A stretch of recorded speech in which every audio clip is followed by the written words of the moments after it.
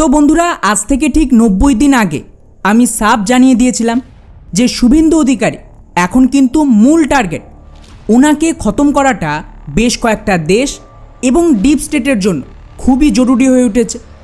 আর এটা হবে হয় বাংলাদেশ থেকে, না হলে পাকিস্তানের মাধ্যমে। আর এই জন্যই আগামী 6 মাস, মানে যখন ওরা ইলেকশন জিতেছিল তখন থেকে আগামী 6 মাস রাজ্যের সরকারের কোনো রকম বড় অ্যাকশান নেওয়ার আগে জরুরি ছিল বর্তমান যে সরকারি তন্ত্র রয়েছে সেখানে নিজেদের হাতকে শক্ত করা।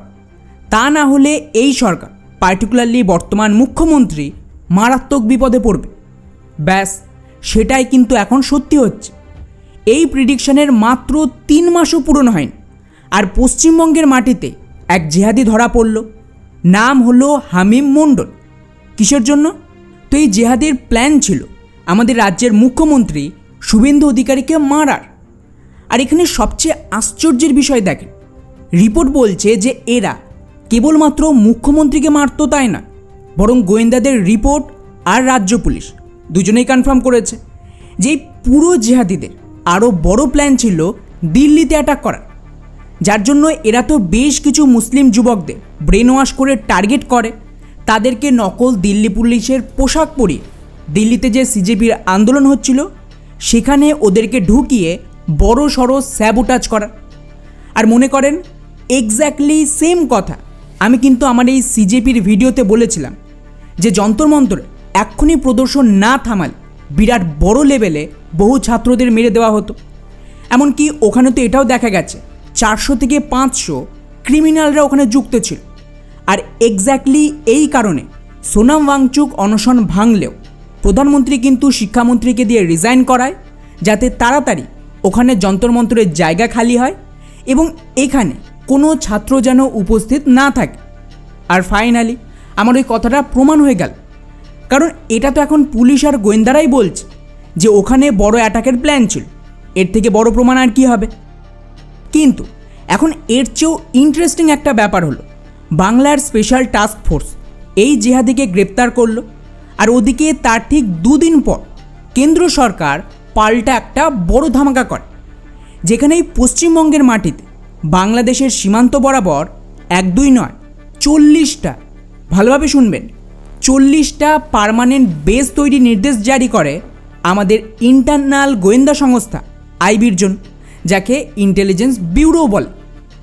এখন এই ঘটনা থেকে একটা বিষয় তো আপনারা একমত হবেন যে যা কিছু হচ্ছে তার লিঙ্ক কোথাও না কোথাও পশ্চিমবঙ্গ আর বাংলাদেশের সাথে জুড়ে যাচ্ছে। এর আগেও দিল্লির যে বম ব্লাস্ট হয়েছিল সেখানেও পশ্চিমবঙ্গ আর বাংলাদেশের সাথে নাম জুড়েছিল। এবং এই কারণেই এখন কিন্তু পশ্চিমবঙ্গের মাটিতে এই 40টা পার্মানেন্ট গোয়েন্দা ঘাঁটি তৈরি করা হচ্ছে, যাতে বাংলাদেশকে পুরোপুরি ঘিরে ফেলা যায়।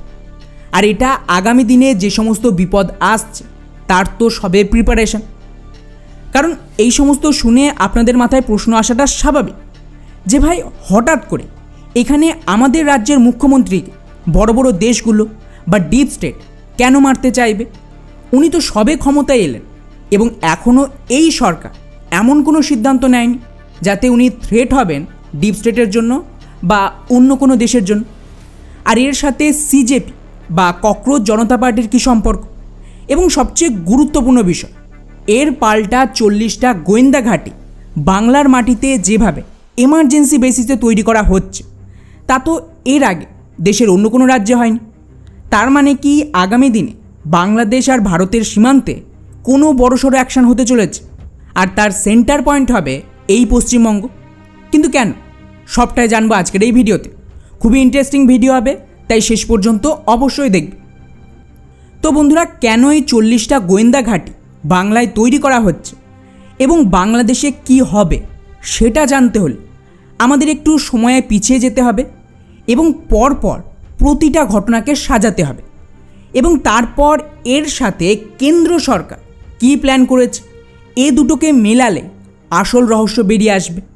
কিভাবে? তো আপনারা যারা আমার পুরনো ভিডিও দেখেছে তারা জানবেন দুটো বিষয় আমি বহুবার বলেছি। প্রথমত, বাংলাদেশের রাস্তা বাংলা হয়ে যায়, অর্থাৎ বাংলাদেশে যা পরিবর্তন আসবে বা ডির্যাডিক্যালাইজেশন হবে সেটা আগে পশ্চিমবঙ্গের মাটিতে হবে। আর 2, গোটা ভারতের সবচেয়ে বড় সমস্যা জেহাদি ইকোসিস্টেম, যার কারণে 90% সমস্যা তৈরি হয়। তা সে দাঙ্গা হোক, টেরোরিজম হোক বা যে কোনো সমস্যা, ধর্ম পরিবর্তনের সমস্যাও, এমনকি সরকার গঠন করা পর্যন্ত এর দ্বারা সম্ভব। তো এর সেন্টার পয়েন্ট দুটো জায়গা। প্রথমত কাশ্মীর, যাকে সামনে রেখে এই আইডিওলজিকে পুশ করা হচ্ছে। আর 2, পশ্চিমবঙ্গ, যেটাই জেহাদিদের প্রবেশ পথ।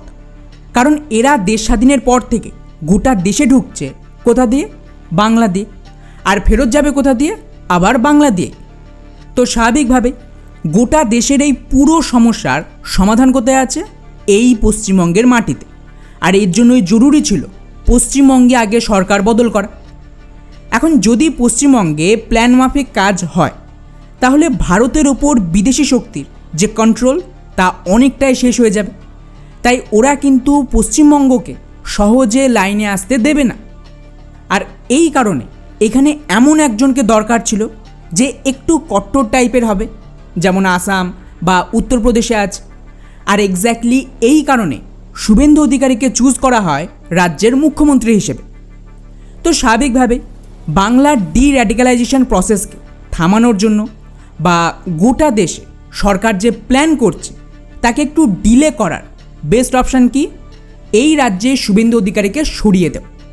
কারণ যদি শুভেন্দু অধিকারীকে মেরে দেওয়া হয়, তাহলে এগেন এক্স্যাক্টলি এই ধরনের কট্টর লিডারশিপ এই মুহূর্তে বিজেপির কাছে বাংলায় খুব একটা নেই।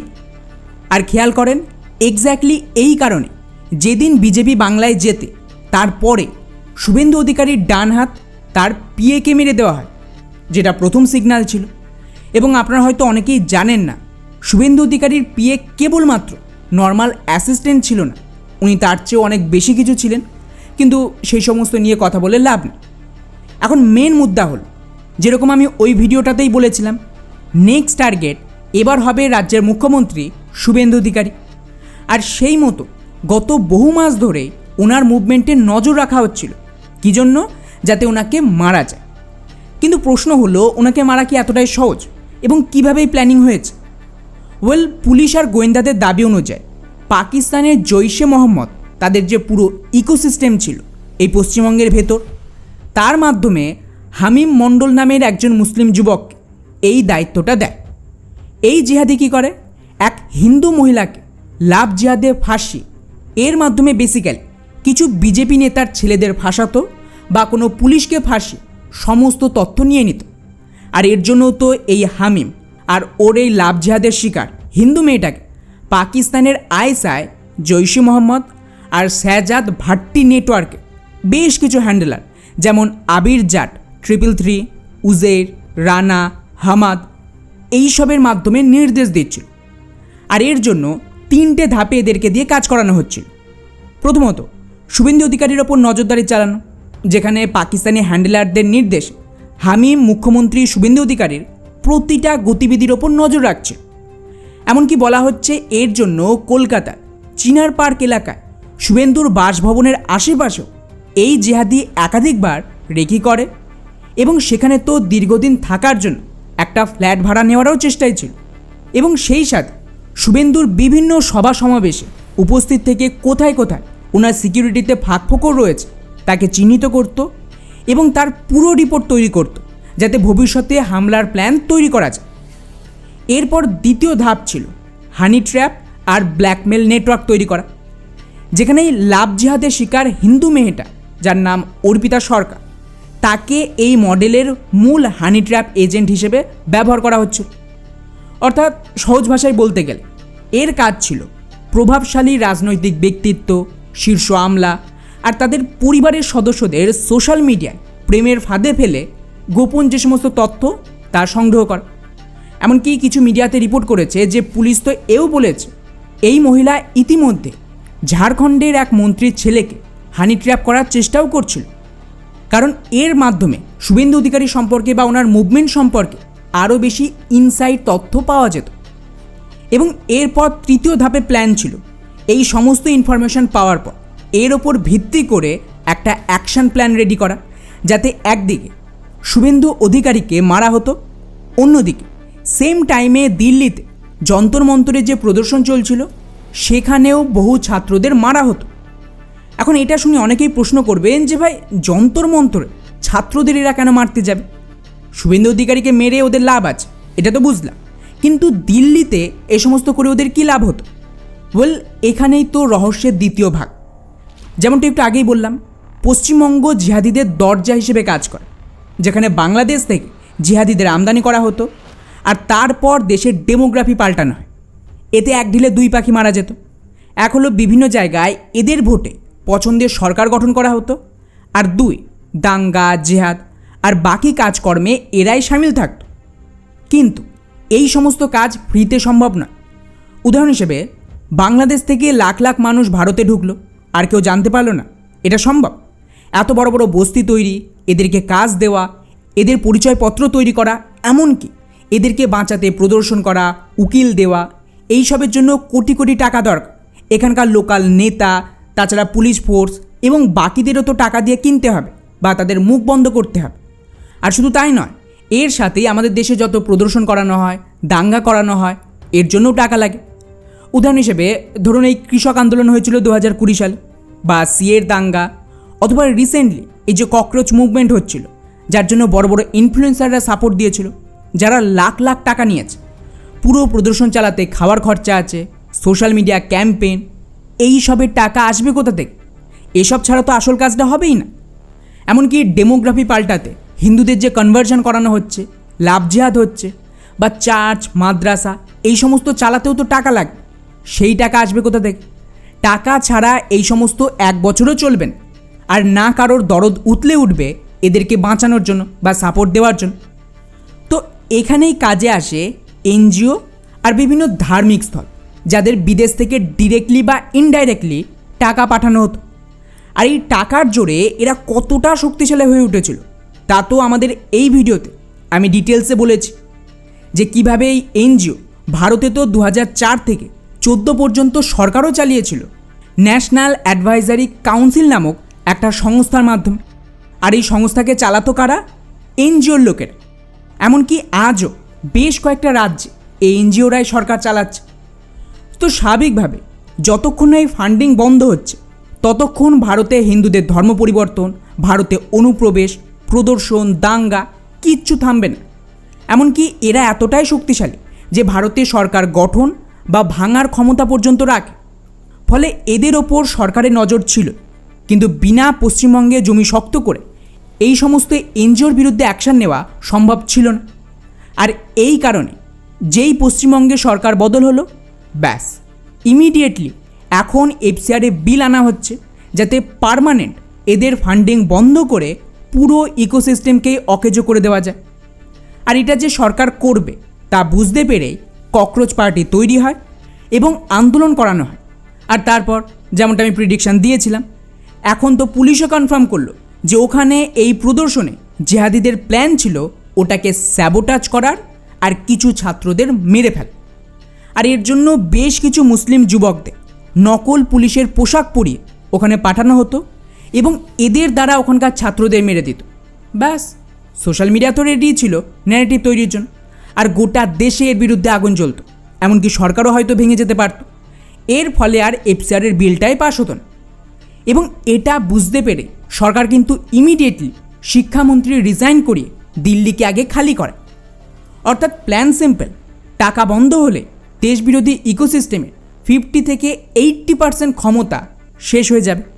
আর বাকিটা শেষ হবে পুরো কয়েক কোটি বাংলাদেশিদের ফেরত পাঠিয়ে এবং পুনরায় দেশের ডেমোগ্রাফিকে ঠিক করে। এখন প্রশ্ন হলো যে এর সাথে পশ্চিমবঙ্গে এই যে 40টা গোয়েন্দা ঘাঁটি তৈরি করা হচ্ছে তার কি সম্পর্ক? ওয়েল, যেমনটা বললাম, কেবলমাত্র এফসিআরে বিল পাস হলেই তো হবে না, ওটা তো 50 থেকে 80% কাজ হলো। এরপরেও দেশে আগুন জ্বালানো সম্ভব এই সমস্ত অবৈধ বাংলাদেশিদের মাধ্যমে, কারণ এদের সংখ্যা নেহাতি কম কিছু নয়। অন্তত 10 কোটি পপুলেশন তো এদের ভারতে আছে। তো স্বাভাবিকভাবে ভারতের ওপরেই এফসিআরে বিল পাস করার পর বড়সড় একটা লাস্ট অ্যাটাক হবে। গোটা দেশকে নাড়িয়ে দেওয়ার ওরা চেষ্টা করবে। প্রচুর প্রদর্শন হতে পারে যাতে সরকারকে বাধ্য করাতে পারে এটা ফেরত নিতে। এছাড়াও যেমন আমাদের মুখ্যমন্ত্রীকে মারার ছক কষছে, এরকম হতে পারে আরও টপ গুরুত্বপূর্ণ লিডারশিপকে এখানে হয়তো টার্গেট করা হতে পারে। আর সেটার জন্য আমেরিকা বাংলাদেশকে অ্যাজ এ বেস হিসেবে ব্যবহার করতে চাইছে। আর শুধু তাই নয়, যেমনটা একটু আগেই বললাম, এফসিআরে 50% কাজ করলেও বাকি 50% তো তখন হবে যখন ডেমোগ্রাফি ঠিক করা সম্ভব, এবং ডেমোগ্রাফি ঠিক তখন হবে যখন এই কাংলুদের আবার ফেরত পাঠানো হবে। আর এর জন্য বাংলাদেশ আর পশ্চিমবঙ্গের সীমান্ত খুবই গুরুত্বপূর্ণ স্টেবল রাখা। তাই প্রথমে সেনাকে জমি দিয়ে ওখানে ফেন্সিং তৈরি করা হচ্ছে, যাতে ওদিক থেকে নতুন করে আর অনুপ্রবেশ হতে না পারে। আর এখন এই 40টা গোয়েন্দা ঘাঁটি নির্মাণ প্রক্রিয়া চলছে, যাতে পশ্চিমবঙ্গের মাটিতে এত বছর ধরে দেশবিরোধী যে শক্তি দানা বেঁধেছে, বা পশ্চিমবঙ্গ আর বাংলাদেশের মধ্যে যে একটা কানেকশন আছে দেশবিরোধী লোকজনের, তারা যেন কোনোভাবে বাংলাদেশের মদতে বা ওখানে থাকা মার্কিন অ্যাসেটসকে কাজে লাগিয়ে কোনো রকম ভারত বিরোধী কাজ করতে না পারে, তার ওপরে নজর রাখা হবে। আর শুধু তাই নয়, এটা লং টার্ম উদ্দেশ্য আরও বড়। যেমনটা বললাম যে পুরো ডির্যাডিক্যালাইজেশন বাংলা থেকেই ট্রিগার হবে। তো এর জন্য এদের পুরো নেক্সাস ভাঙতে হবে, কিন্তু সেটার ইনফরমেশান কে দেবে? এত বছরে ভারত বাংলাদেশ সীমান্তে কী কী চলছিল, কারা এতে সামিল আছে, আর কিভাবে এই সমস্ত হয়, এমনকি আগামী দিনে আর কোন কোন নেতাদের টার্গেট করা হতে পারে, বা পশ্চিমবঙ্গে কোনো রকম টেরর অ্যাটাক হতে পারে কিনা, তার জন্য আমাদের ইন্টারনাল ইন্টেলিজেন্স শক্ত করতেই হবে। আর সেই কাজটাই করবে এই আইবি। এখন আপনারা এটাও বলতে পারেন যে ভাই, যদি এই আইবি এতটাই জরুরি হয় ইন্টারনাল সিকিউরিটির জন্য, তাহলে এত বছরে এখানে গোয়েন্দাদের মোতায়েন করা হয়নি কেন? ওয়েল, এমন নয় যে ওরা ছিল না, ছিল ওখানে, কিন্তু মুশকিল হচ্ছে ওদের কাজের জন্য পার্মানেন্ট জমি চাই বা বেস চাই, যেটা পূর্ব সরকার দেয়নি। আপনারা জানেন বিএসএফকেই জমি দেয়নি, তো গোয়েন্দাদের কথা তো ভুলেই যায়। ফলে এতদিন প্রপার কোনো বেসই ছিল না। এখানে কিছু কিছু বাড়ি ভাড়া করে টেম্পোরারি কাজ চালানো হতো। মানে কি অবস্থা জাস্ট ভাবুন, দেশের ইন্টেলিজেন্স এজেন্সিকে জমি দেওয়া হচ্ছে না, ওরা বাড়ি ভাড়া নিয়ে কাজ করছে। কিন্তু ফাইনালি এখন সরকার বদল হতে সুযোগ এসেছে এদের জন্য পার্মানেন্ট বেস তৈরি, যাতে ভারতের কেন্দ্রীয় সরকার বাংলাদেশ সীমান্তে গোয়েন্দা শাখা শক্তিশালী করতে পারে। আর এর জন্য তো পশ্চিমবঙ্গ সরকারের কাছে প্রায় 50 একর অতিরিক্ত জমি চাওয়া হয়েছে, যেখানে মূল পরিকল্পনা বাংলাদেশ সীমান্তবর্তী জেলাগুলোতে প্রায় 40টা স্থায়ী সাবসিডারি ইন্টেলিজেন্স ব্যুরোর অফিস আর বিভিন্ন আবাসন কমপ্লেক্স তৈরি করা হবে। এতে দুটো সুবিধা, এক হলো নজরদারি বৃদ্ধি হবে, মানে ভারতের এই পূর্ব সীমান্তে গোয়েন্দা তথ্য সংগ্রহ করা এবং নজরদারি ব্যবস্থা আরও বেশি জোরদার হবে। আর দুই, সীমান্ত সুরক্ষা অনেক বেশি বেড়ে যাবে, যেমন অনুপ্রবেশ, চোরাচালান আর অন্যান্য যে সমস্ত সীমান্ত অপরাধ হয় তার রুখতে সীমান্তরক্ষী বাহিনী বিএসএফকে কিন্তু ইন্টেলিজেন্স ব্যুরো সঠিক তথ্য দিয়ে সাহায্য করতে পারে। যাই হোক, এটুকু তো বোঝা গেল। কিন্তু এখন প্রশ্ন হলো যে ভারতের ইন্টেলিজেন্স ব্যুরো বা আইবি আসলে এখানে কিভাবে কাজ করে? তো অনেকেই মনে করেন যে আইবি মানেই হয়তো পুলিশের মতন কোনো বাহিনী, কিন্তু না, বাস্তবতা একেবারেই আলাদা। ইন্টেলিজেন্স ব্যুরো বা আইবি অ্যাকচুয়ালি ভারতের আভ্যন্তরীণ গোয়েন্দা সংস্থা।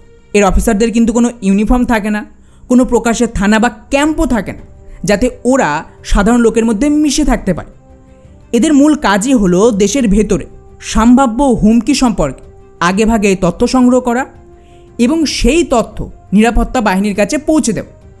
যেমন আমাদের মুখ্যমন্ত্রীকে মারার প্ল্যান চলছিল বা যন্তর মন্তরে অ্যাটাক হবে, এগুলো তো ওরাই খোঁজ করেছে। আর এটা করার জন্য প্রথমেই দরকার স্পেশাল ইনফরমেশন। তো এক্ষেত্রে আইবির সবচেয়ে বড় শক্তি কী জানেন? হিউম্যান ইন্টেলিজেন্স বা মানব গোয়েন্দা নেটওয়ার্ক। ভারত বাংলাদেশ সীমান্ত বা যে কোনো সীমান্তে ওখানকার এলাকার সাধারণ বাসিন্দা, স্থানীয় দোকানদার, ঘাটের মাঝি কিংবা এমনকি চোরাচালান চক্রের ভেতরেও বা টেরর গ্রুপে এরা নিজেদের গোপন সোর্স বা ইনফরমার তৈরি করে।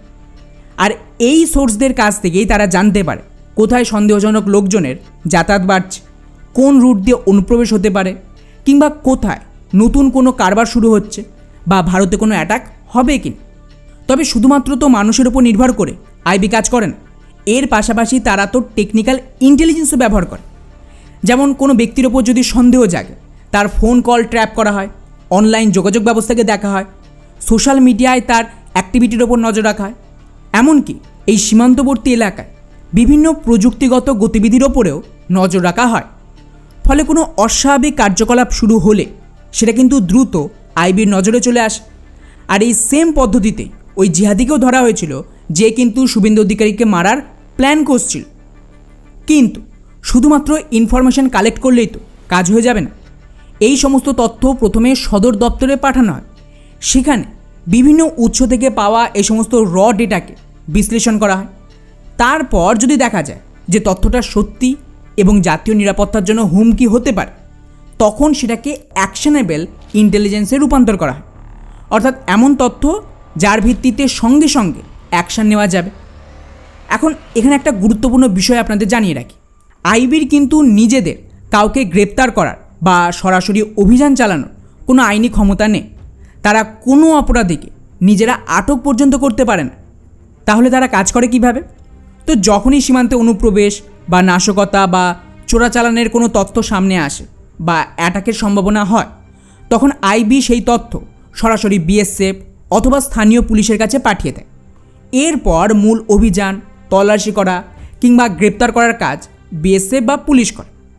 অর্থাৎ আইবি হলো তথ্য সংগ্রহকারী একটা মস্তিষ্ক, আর বিএসএফ পুলিশ হলো সেই তথ্যের ভিত্তিতে অ্যাকশন নেওয়ার মূল কারিগরি। ফলে বুঝতেই পারছেন ইন্টেলিজেন্স ব্যুরো ভারতের ইন্টারনাল সুরক্ষার জন্য কত বেশি গুরুত্বপূর্ণ। যদি এখানে একটু ভুলভ্রান্তি হয় তাহলে দেশে হাজার হাজার লাশ পড়ে যেতে পারে।